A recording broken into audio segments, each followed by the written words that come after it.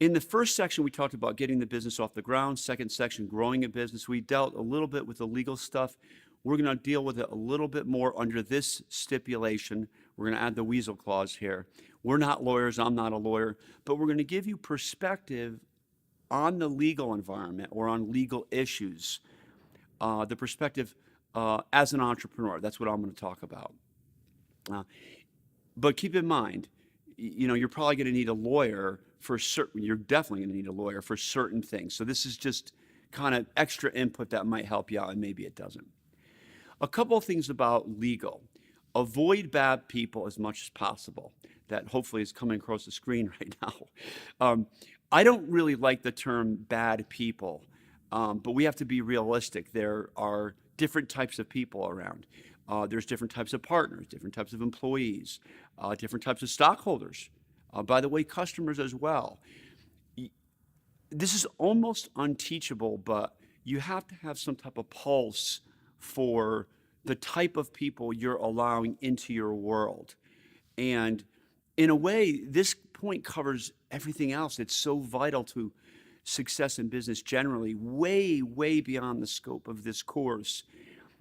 Getting yourself surrounded with good people who are not perfect, but who are generally good people and are going to do the right thing. That avoids tons of legal headaches. It actually avoids tons of headaches, period. What are the types of things you need to think about before you bring in legal help?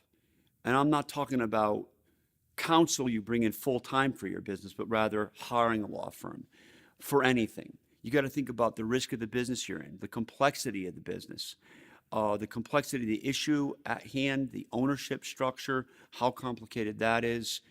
Again, it's beyond the scope of this course to tell you exactly when to invoke or involve a law firm. You got to have some feel for that. This is where mentors help a lot, by the way. Mentors help a lot throughout everything.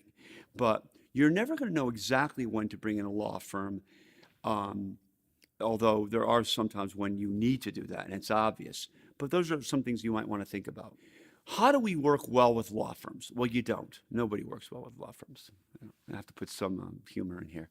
A couple things. Always know what you're going to be charged up front. You should always get a quote, get some type of limit. If that doesn't work, get a range of costs. Let's say you need a contract drawn up. You just ask the law firm about how much is this going to be and get a range. And I always like to get an upper limit and you just simply say, look, it's not going to cost me more than X. 20 years ago, this wasn't done. People just bill by the hour and they just send you a bill if they were lawyers. We don't run that way as entrepreneurs. We need to know what things are going to cost before we hire somebody. It works, by the way, for everybody else. So even though the lawyers might get a little snippy about it, we can ignore them. You actually need to get an estimate. If you run into a situation that you view as materially risky, and you will run into those, unfortunately, my recommendation to you is you get peer review or you get multiple opinions. You don't get multiple opinions on legal issues for everything, but if it's a material risk to your company, if something comes up that could put you out of business or it's really risky, I always like to have one lawyer who says this, one lawyer who might say this about this situation, and hopefully they match up. By the way, you'll be surprised. A lot of times they don't. That's why you want to get peer review from really anyone in business when the issue is large enough. Don't hire lawyers who every time you pick up the phone, they're going to be billing you. View your law firm or your lawyer, and by the way, it's more important to have a great lawyer than law firm. You work with a lawyer. You don't work with a firm. People mess this up all the time. It doesn't matter about the firm. It matters about the person you're working with. But you want a partner, someone who likes you. They want to see you be successful. You don't want someone who every time you pick up a phone to ask a simple question, they're sending you a $200 bill. Here are some things that probably require a law firm. A private placement memorandum, that's when you raise money for a corporation. You should probably have a PPM done because that will keep you safe in the investment world. Sometimes, often, incorporation documents, if you're going to be a corporation. If you're going to be a corporation. A lot of people start businesses and they think they need to be corporations, and they don't. But if you're going to be one, you probably need a lawyer. Customer contracts where the contracts are large and they're complicated, you would probably bring in a law firm for that. You might bring in a lawyer for an employment contract, maybe if they're required. Again, that also might depend on the position you're hiring for, but it's another time you might bring in a law firm.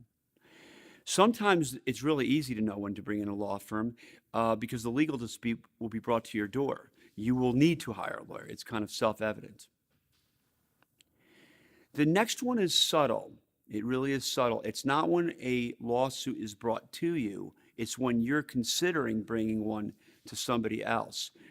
If you are considering a legal dispute, or if you're, let's just be plain, if you're thinking about suing someone, you need a good lawyer who will be able to help you navigate as to whether or not a lawsuit is the best path. This also kind of falls into the next section that I want to talk about. Lawsuits are lose-lose, at least in my experience. Literally, in 30 years of professional experience, I've never seen a situation where plaintiffs or defendants win in a lawsuit. Even though they might win, they lose. They end up spending a lot of money on lawsuits. So the best thing to do is to avoid them. And so finally, I would end with this. A good lawyer is someone who is not afraid of legal action, but they don't see every problem being solved through legal action. It's sort of like plumbers, it's really interesting. We all do this. Plumbers see every problem as being plumbing problems, right? Lawyers are sometimes that way. But a good business lawyer, and you might need one, you probably will at some point as you grow, a good business lawyer will give you good counsel and try to help you avoid legal action because they know that legal action is lose-lose. It's really simple.